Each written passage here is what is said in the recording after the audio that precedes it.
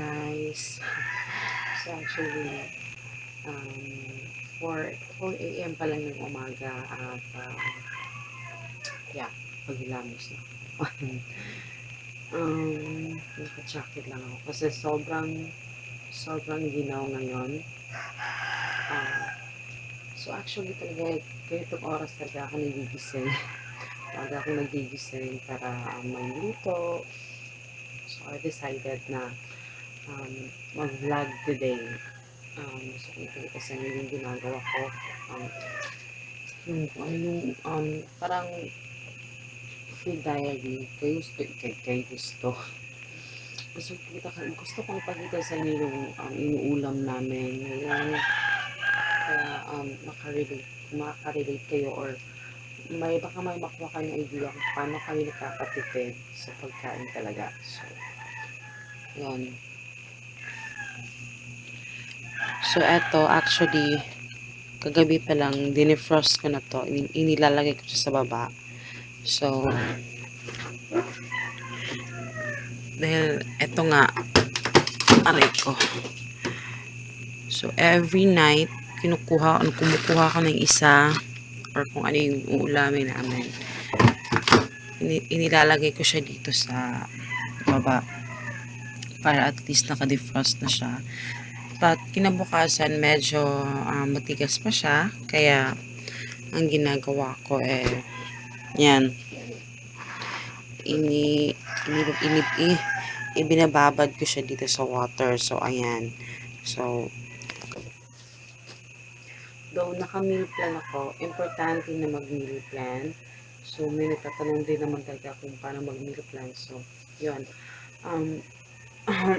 tag dito, yung meal plan ko kasi, importante na may meal plan talaga, but hindi ko talaga sinusunod lahat kung ano yung um, kung ano yung ulam namin for this Monday, Tuesday. Inaanan ko siya,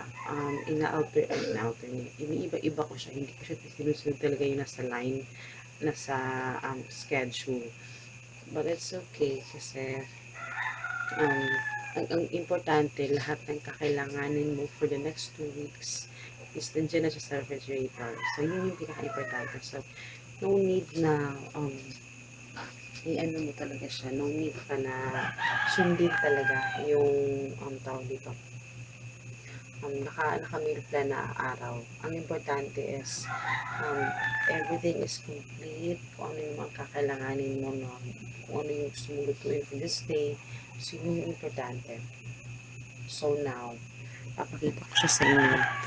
Dahil, so, depende kasi ngayon, iba-iba yung gusto namin. Everyday, iba-iba. But, lahat ng gusto na, kailangan namin nandiyan na siya. So, I've decided, okay, instead na magpipinakbet ako, magpapansit na lang ako today kasi nakalimutan ko. Nag-request pala yung asawa ko kagabi na pansit na lang yung lulutuin. So, ayun. So, kumpleto ko sa menu ko, and also ilalagay ako ng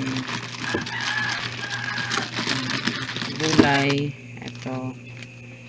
So, I have extra. Meron akong extra isa. Ayan. Tapos ito. So, ayan. So, magsasaing muna ako. Ayan, kasi nahihiya ako. Hindi ko pa siya nahugasan kagabi yung iba kasi inaantok na ako. So, ayan. So, magsasaing ako. So, ayan. And, also, every morning, hindi ko makakalimutan talagang uminom ng water. Yan. Yung sinasabi ko, baso ba to? Pichel. Kasi sobrang laki nito guys talaga. Sobrang laki. So, ayan.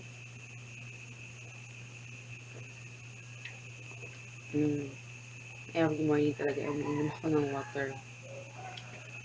And so, yan. Ang oras ngayon is 4:30 ng umaga. So, magsasaing na ako kasi every day, Monday to Friday, nanonood kami ng balita, 5 a.m. So yung pinapanood namin is yung sa TV5. So kasi maaga yung nagsisimula. So mga 5:05, parang ganun siya nagsisimula. So later, yung asawa ko, gigisingin ko na siya kasi laging nanonood. Yun yung banding, isa sa banding din namin, nanonood ng balita. Kasi doon kami nagkakasundo.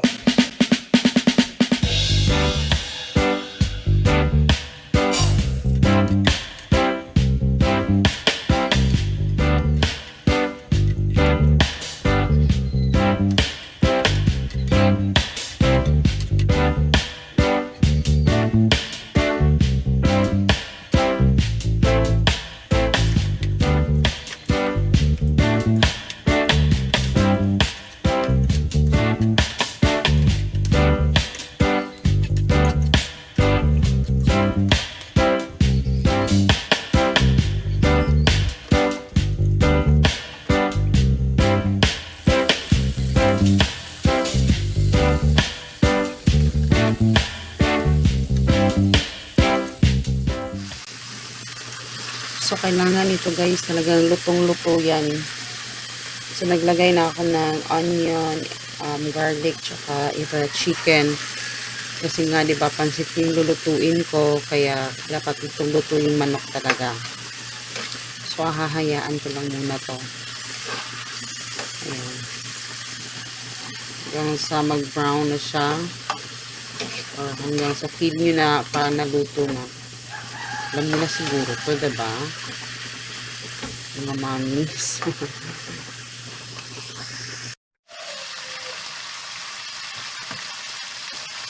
So, ito yung gulay na sinasabi ko guys. Ilalagay ko siya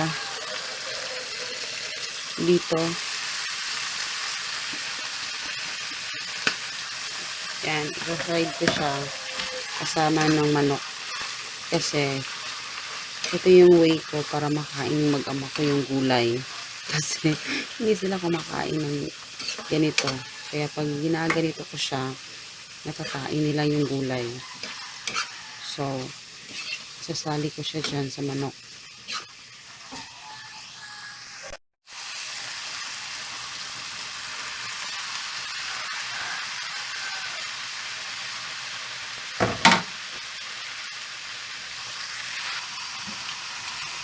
So, lalagyan natin ito ng toyo.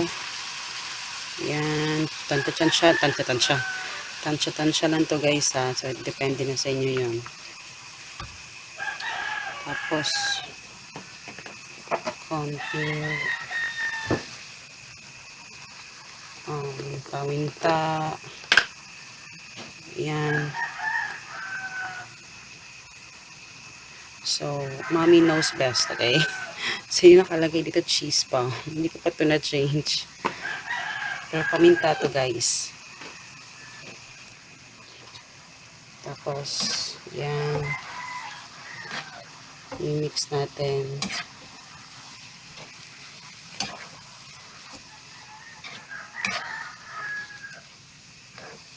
Pero ito guys, ito yung secret pa.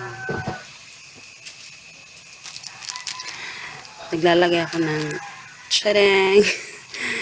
Sorry kung hindi kayo nagagamit ng vitchen, pero eto lang, minsan ako gumagamit ito pag kailangan lang talaga. So, pero naglalagay ako nito, konting-konti lang talaga. So, kagaya sa advertise, konti lang talaga.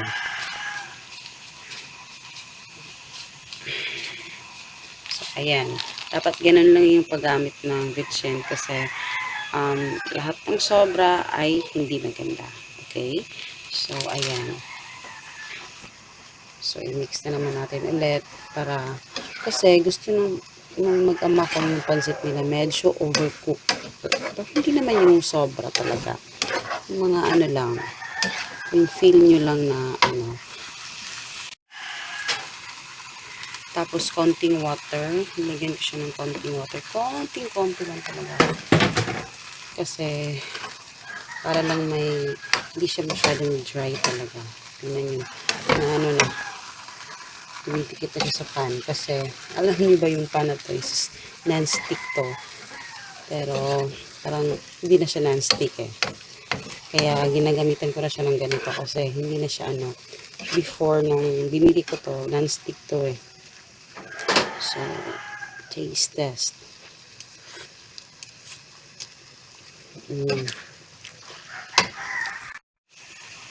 And lastly, spring onions.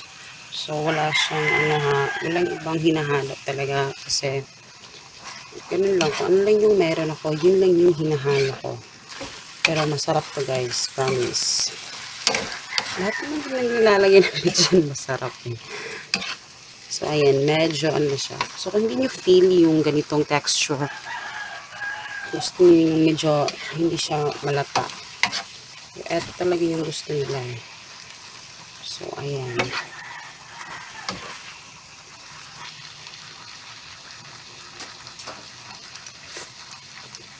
So, okay na to. And also, yung rice ko, okay na rin siya. So, off na rin yan. So, ilang oras na? It's 5 a.m. na. So, it's time for us to sit down and watch news. Kasi wala nang tapos na to. Tapos, cover ko na lang. So, ayan siya. Naka-cover na siya. Ayan, guys. Cover na. So, later ko na to kukunin. And, itong mga hugasin na to later na to kasi, yan nga, time na para